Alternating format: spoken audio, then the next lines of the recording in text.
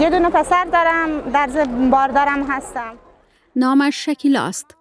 24 سال سن دارد و 7 ماه باردار است. مادری که به محض قدم گذاشتن به خاک وطنش دلهره و نگرانیش برای دختری که در بطن دارد افزایش می‌یابد. او آرزو می کند که دخترش مثل دیگر دختران این سرزمین از حق تحصیل، کار و آزادی محروم نماند. اما در این شرایط چیزی جز تلاش برای بقا در دست ندارد. میخوام به کشور خود با انشالله که به دنیا بیامد یک چیزی، یک شغلی، یک مثلا یک عاید داشته باشه برای خود، یک کسی باشه که یک موقعی اگه همچین اتفاقی که دور از جون برای باباش افتاد برای همسرش بیفته مجبور نباشه که مهاجرت اجباری کنه.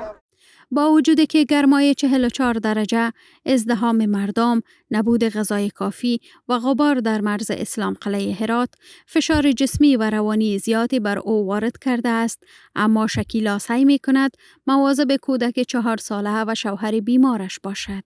آدمی که باردار باشه بیشتر احساس خفگی اینا میکنه. هل دادنا بود دیگه، گرمی هوا و چالش های نداری و مشکلاتی که مثلا جلو راه میایه و سر راه همش میگفتن، یک جا میگفتن برای شهرداری پول بدین، یک جا میگفتن برای نمیدونم چی پول بدیم. همینجوری هم بالا سر وایس میستادن، میگفتن حتما باید مثلا اون پول رو بدیم. شوهر او در ایران کارگر ساختمانی بود، اما حدود 2 سال قبل در اثر تخریب ساختمان از ناحیه سر و پا به شدت آسیب دید. پس از 2 عمل جراحی او دیگر نتوانست کار کند و تمام بار زندگی روی دوش شکیلا افتاد. شکیلا در ایران می توانست از کار بافندگی هزینه خوراک و اجاره خانه‌اش را پوره کند. مقدار پسنداز نیز داشت که پول پیش اجاره داده بود. اما هنگام بازگشت به افغانستان صاحب خانه آن پول را به او برنگرداند. 130 میلیون پول پیش رو خونه داشتیم که اونا رو هنوز نداده، گفته که میریزیم به حسابتون، ولی هیچی اصلا بهمون نداده هنوز. در این روزها هزاران زن افغان در شرایط مشابه به شکیلا و سخت‌تر از آن زندگی می کنند. در دنیای گرفتار جنگ، فقر و مهاجرت اجباری، این افراد از حداقل حقوق انسانی خود محروم می مانند. زهری 51 ساله 2 روز است با 4 فرزند زیر سنش زیر خیمه در مرز اسلام قلعه هرات زندگی می کند. او دچار تکلیف گرده است و از شدت درد به خود می پیچد، ولی پول برای تداوی ندارد. و حالا که به افغانستان برگشته است، محدودیت‌ها و موانع بیشتری در برابر خود می‌بیند.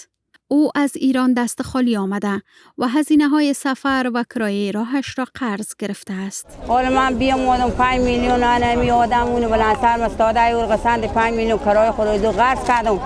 دیروز امروز هم به سر نفر لوکو کردم 4 میلیون پول شهرداری دادم. بعد دارم کیلوم سنگ داره. دیگه دیگه پریشانی هم زیاد، غم و غمرات هم زیاد. بر اساس آمار تازه سازمان ملل متحد، بیش از 5 میلیون مهاجر افغان تنها در 16 روز پس از پایان جنگ میان اسرائیل و ایران از این کشور اخراج شدند.